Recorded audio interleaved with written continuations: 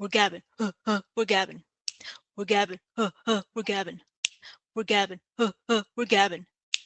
Welcome to GABbin Gabbing with Greicy and Heather. Tonight I am drinking coffee with a little nip of whiskey in it. That's a little pick-me-up. And I am having the Cote Mas Rosé once again. An oldie but a goodie. Oh yeah. Well, I'm really excited because tonight we are totally finishing season 5 of Supernatural. We have 2 more episodes left. We're up to episode 21, which is called 2 Minutes to Midnight. It takes place at Serenity Valley Convalescent Home, Davenport, Ohio, Sioux Falls, South Dakota, and then Chicago. It's a lot going on. And the summary is Bobby sells Crawley his soul in exchange for the location of death, while pestilence infects the Winchesters with a deadly disease. And do you want to say who is in this episode?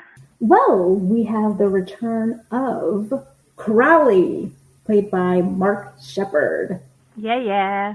And Pestilence by Matt Frewer, Death by Julian Richings, and no one else seemed familiar to me. I don't know about you. No, nobody else jumped out. Okay. This was a gross episode because Pestilence is gross. Yes.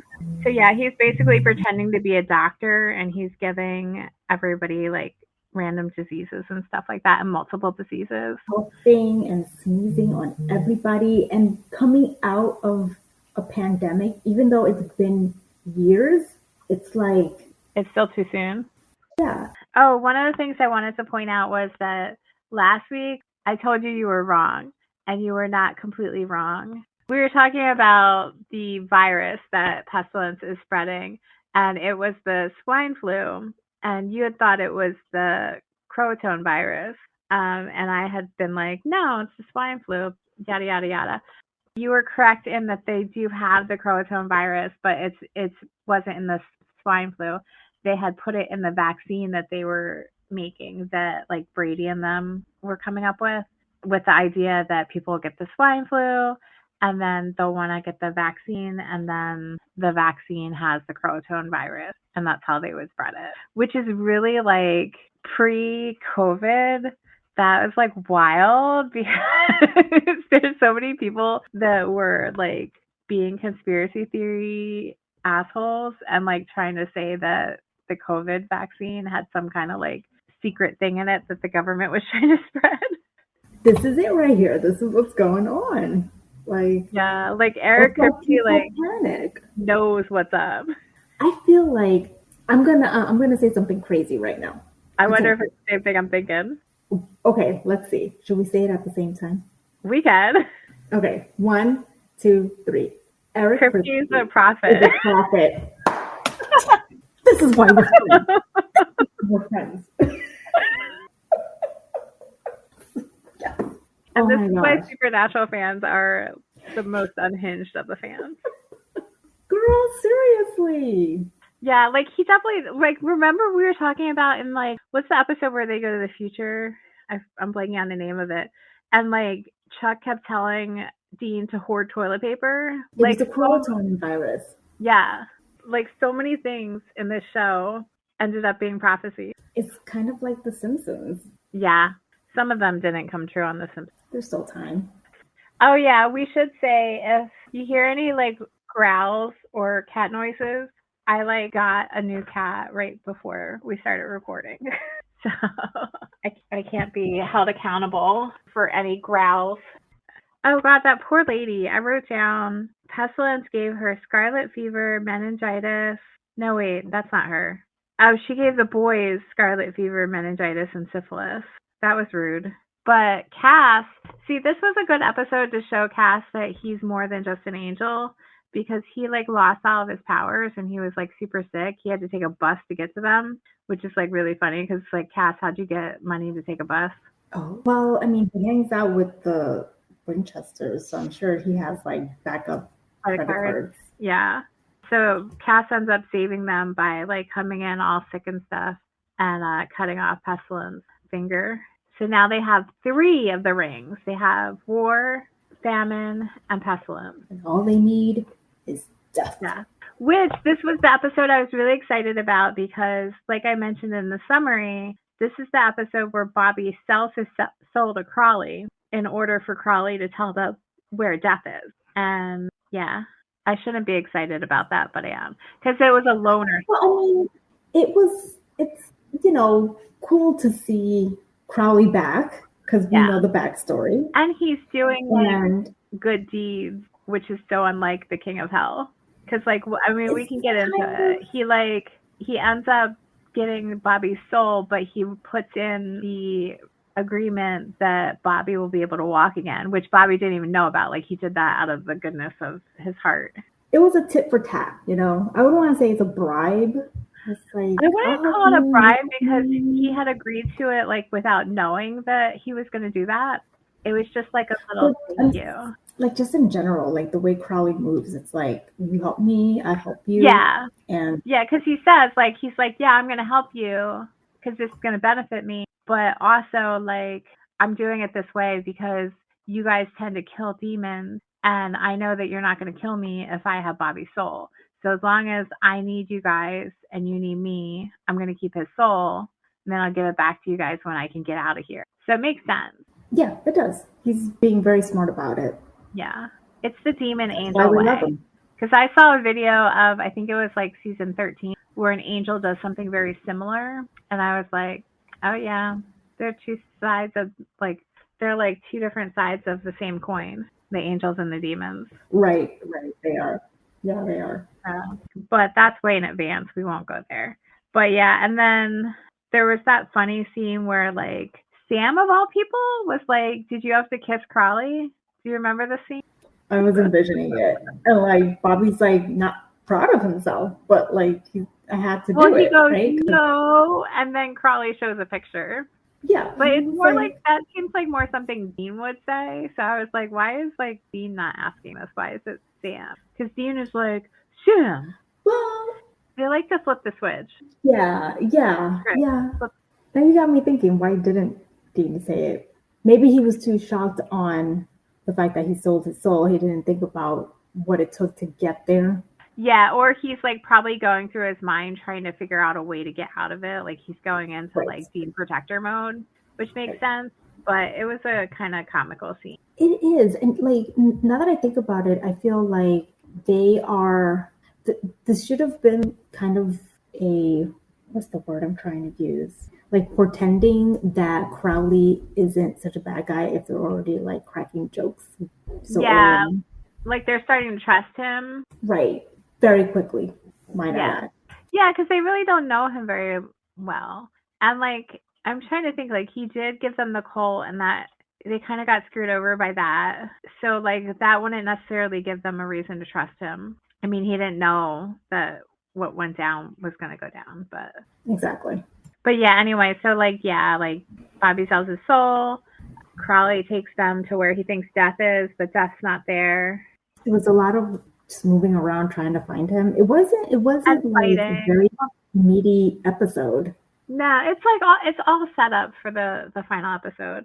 But yeah, like, basically, like, Bobby, Cass, and Sam, even though Death isn't there, they're trying to stop the vaccines from going out. So they, like, fight a bunch of demons. And then meanwhile, like, Dean and Crawley go off on their own and they find out where Death is. And Death is hanging out at a pizza parlor, eating Chicago-style pizza. And it does not look good. No offense to Chicago people. That pizza did not look good. It did not. Because it was probably not filmed in Chicago. Yeah, that's true. That's true. It was not looking right. Like, I was like, I would not eat that. I mean, Dean basically would eat anything, so of course he ate it. But like, I've had Chicago pizza. It did not look like that.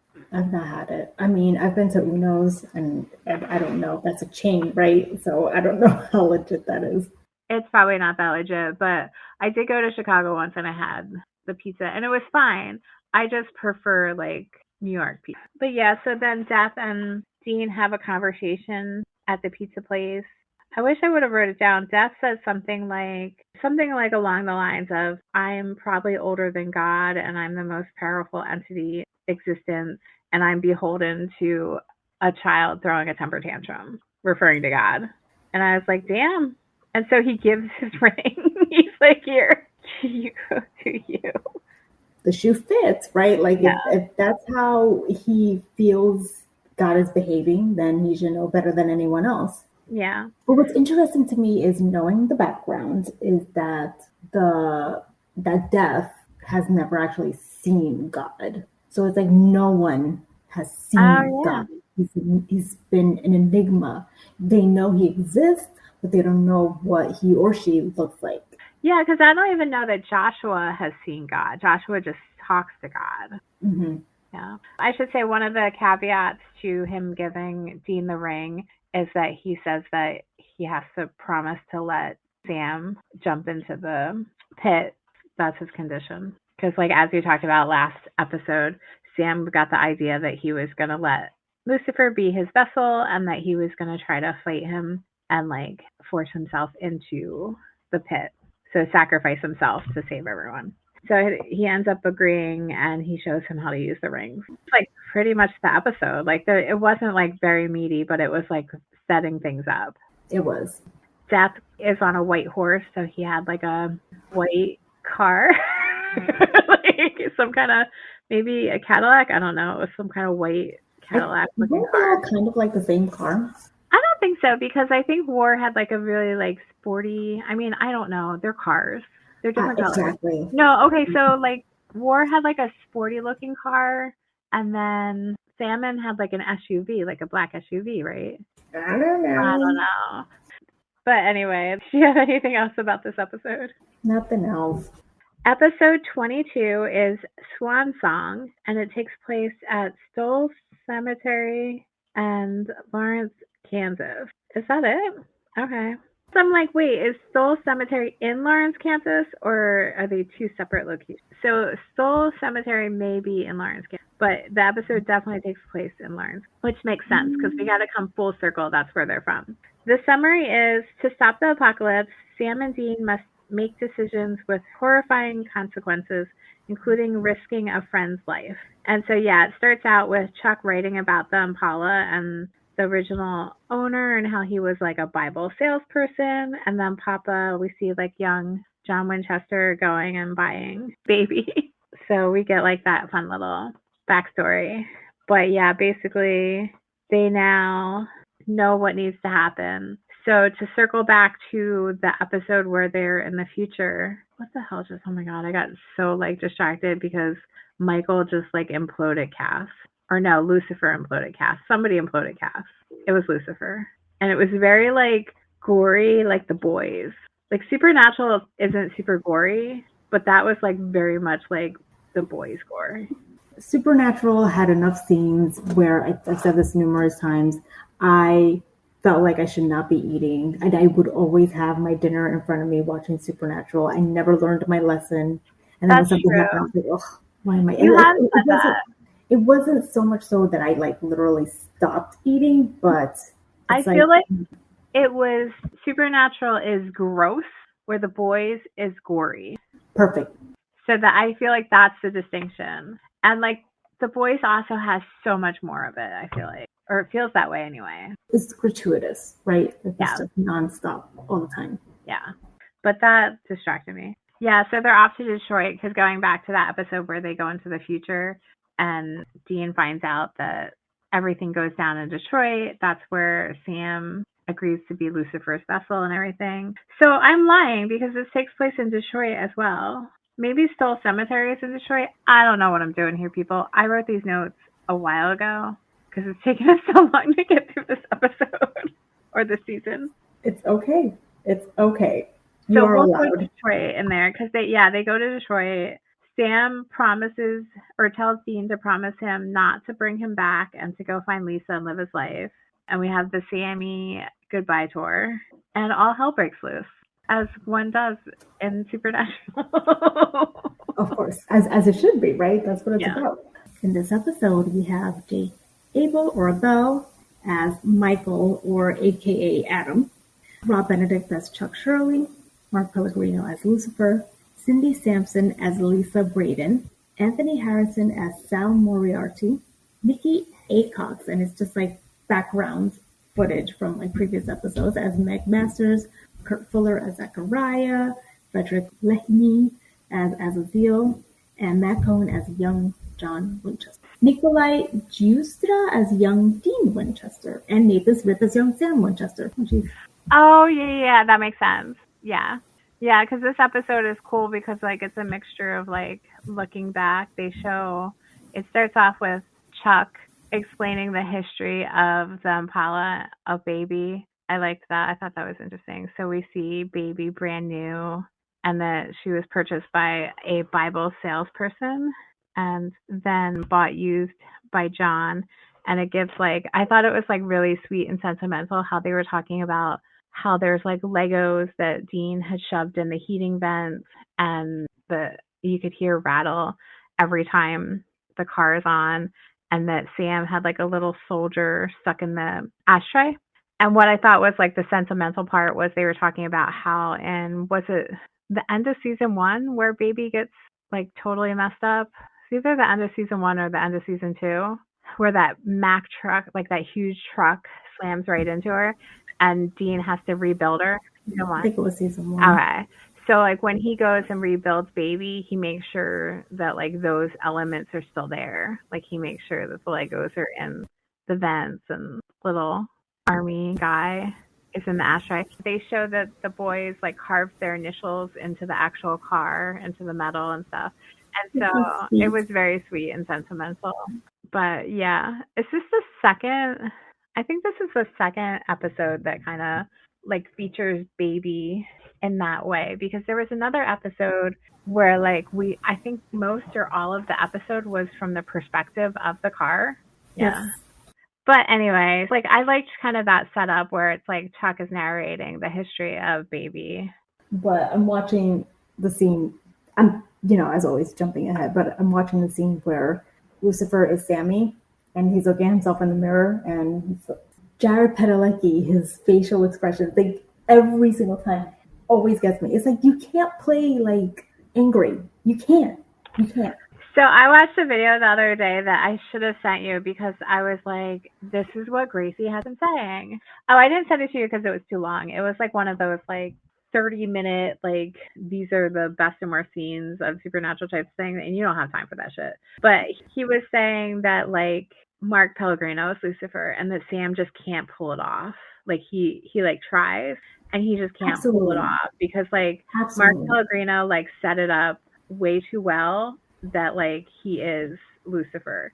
And, yeah, you're right. Like, Sam just can't do the like, same. It doesn't. I'm not talking about Sam. I'm talking about Jared Padalecki. Yeah, Jarrett as Lucifer instead of Sam. But it kind of works now that I think about it because Sammy is not a bad guy. So it would be hard for him to be a bad guy. So I guess I need to think about it along those terms.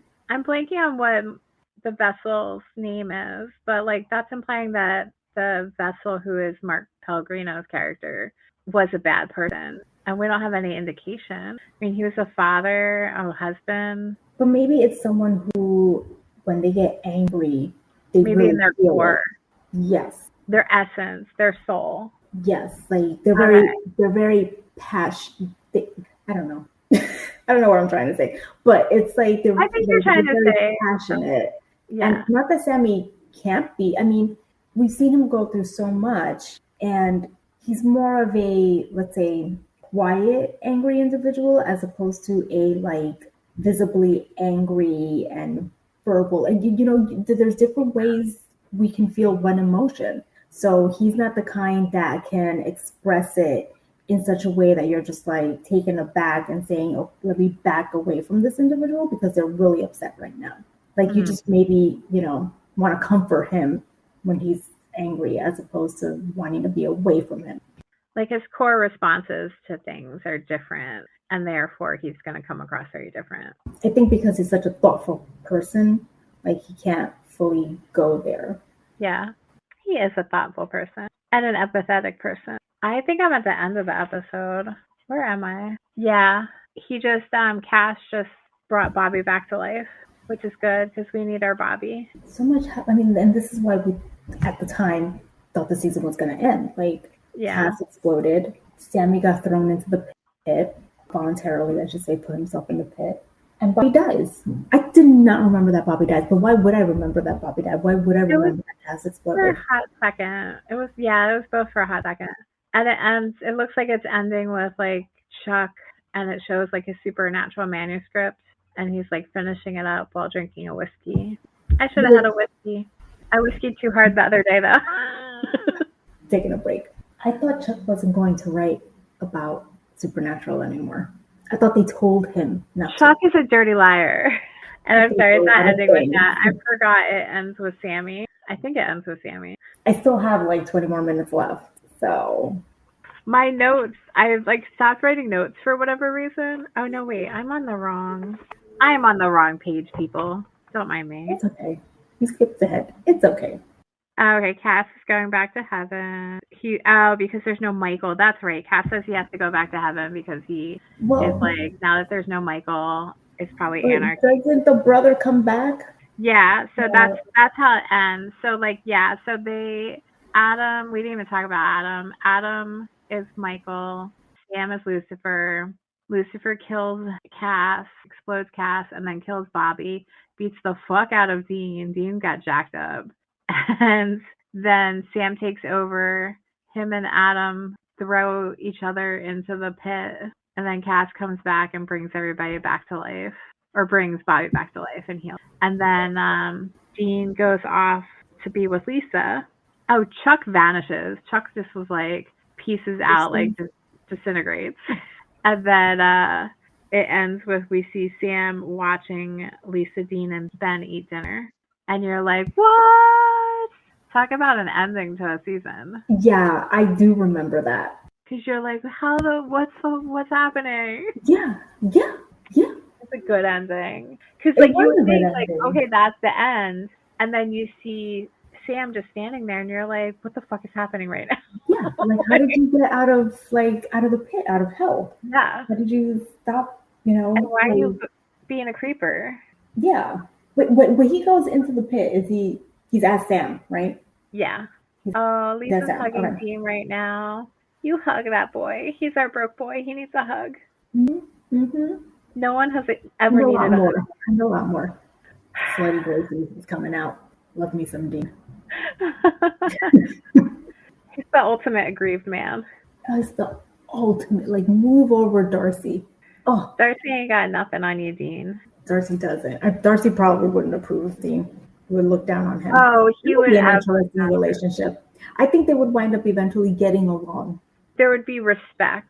Yes. So now you have me thinking of the book that you shall never read. Yes, I was thinking about it too.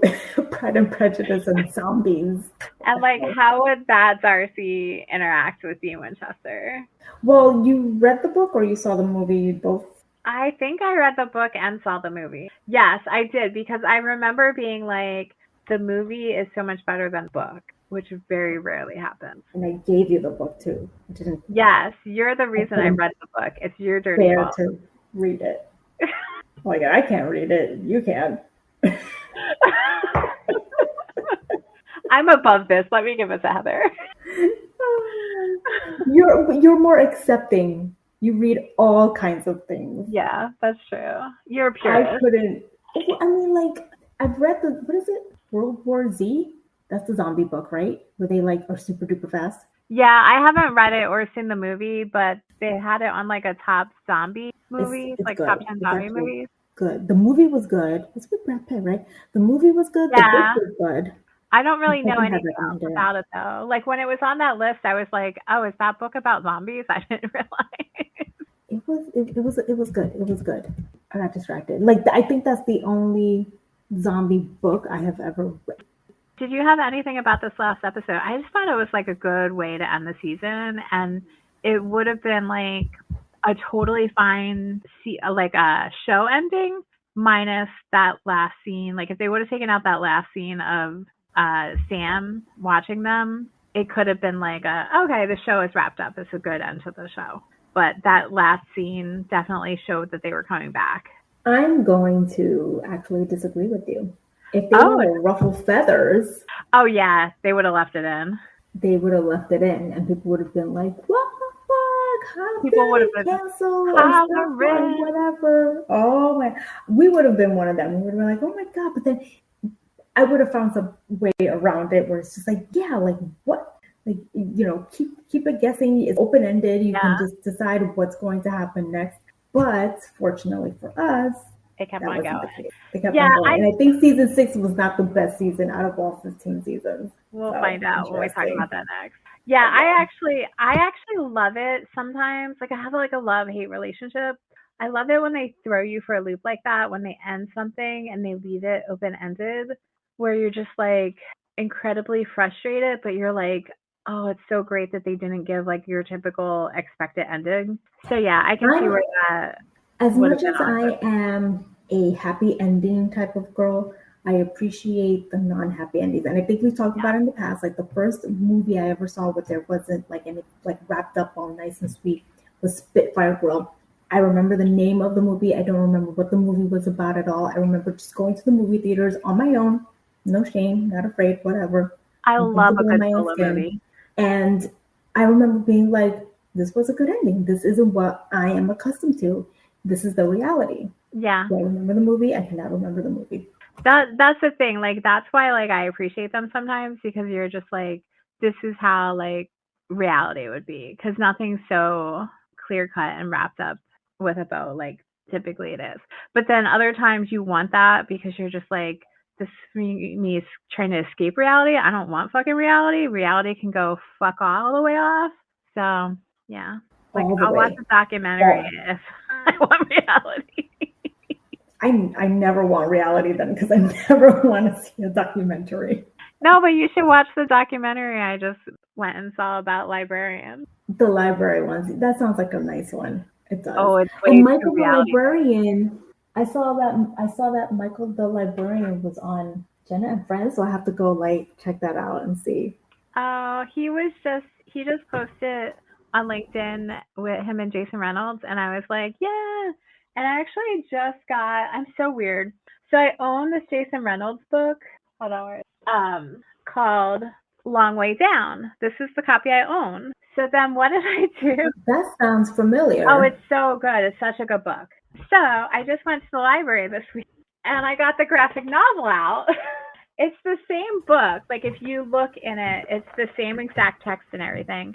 And you could actually, you could read this in a day, Gracie, because it's not like a lot of text per page. Okay. But I'm such a nerd. I got it. I wanted the graphic novel. I wish I owned the graphic novel, but they only had the regular copy. The graphic novel, they have a watercolorist that just has like gorgeous, like, hold on, let me find one of the ones with like a gun. It's a sad story. It's basically this kid, his brother is shot and killed. So, like, it's all watercolors. Sorry, listeners. I'm showing Gracie the watercolors.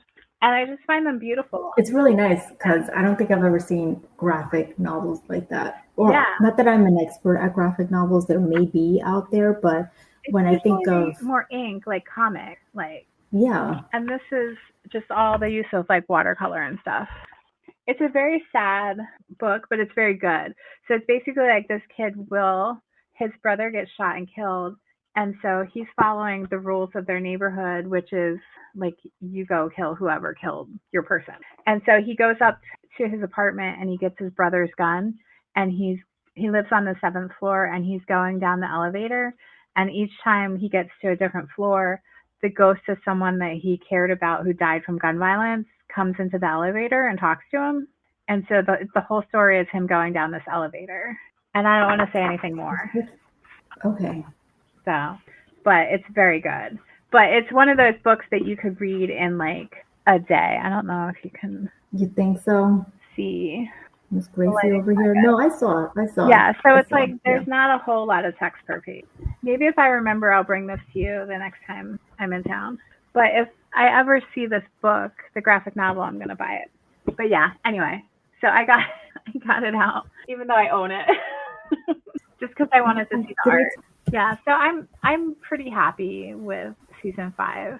I don't know how I'm gonna feel about season 6, but I'm gonna go in with a pure heart. Season 5 was so memorable in that they It's Like, peak. and we've talked about Before this. declared it peak. It's peak supernatural. It's peak supernatural. It's meaty supernatural. They got to the nitty gritty of everything. Excuse me. That they were leading up to for, the last 5 years. It escalated. There's actually, I forget which episode it was in. I think it might have been in episode 21. I didn't write it down, but Dean even makes like a comment like, remember when we used to just like fight Wendigos? Like making a reference back to the episode 1. Yeah. And it's like, yeah, like it's like escalated over the years to reach like this peak. And they're not like little kids anymore. They're these grown adults who are fighting like true evil now. Like it's not just supernatural things. It's things that they didn't know existed at first. Right. Like they thought they knew. They thought they knew what monsters were, and then like they found out what true evilness. Angels didn't exist. Yeah, like demons existed, but for whatever reason, angels and God did not. Yeah, and now going forward, not that it ever stops, but going forward, it's going to be that mishmash between monsters and angels and demons and so on and so forth. Well, the demons they knew about, right? Yeah, they knew enough, right? But we're going to have like Leviathan and other monsters. Mm-hmm. True, like it's like the evil becomes truer and truer and its evilness. So, but yeah, I'm excited. So we're we're a third of the way through the show. We can do it in 2026. We're going to do 3 seasons. We're going to do 3 seasons, 2026. Watch. Okay, that's a goal. You heard it here first. I guess I'm agreeing to this. Did you have instant regret after saying that? Yeah. I mean, last year we did at least 3, didn't we? We must have done at least 3. We went through. We were banging through them. We were doing 5 episodes at a time. Yeah, sometimes we were doing 6. Yeah. We got this. We got this. We're doing this. Yeah. Anyway, well, let us know what you all thought about these 2 episodes, the season overall, and the first 5 seasons in general. Hit us up on Instagram. Our handle is @GABbin Podcast, or you can email us. The email address is gabbinpodcast@gmail.com. And thanks for listening to GABbin. Go check us out on Instagram, like and follow us. Check out our other episodes. We are on all the major platforms where you can find your podcast. Feel free to buy us a coffee. Please do. We need it. Talk to you next week. Thanks for listening to GABbin. GABbin. We're GABbin. We're GABbin. We're GABbin. We're GABbin. We're GABbin. We're GABbin.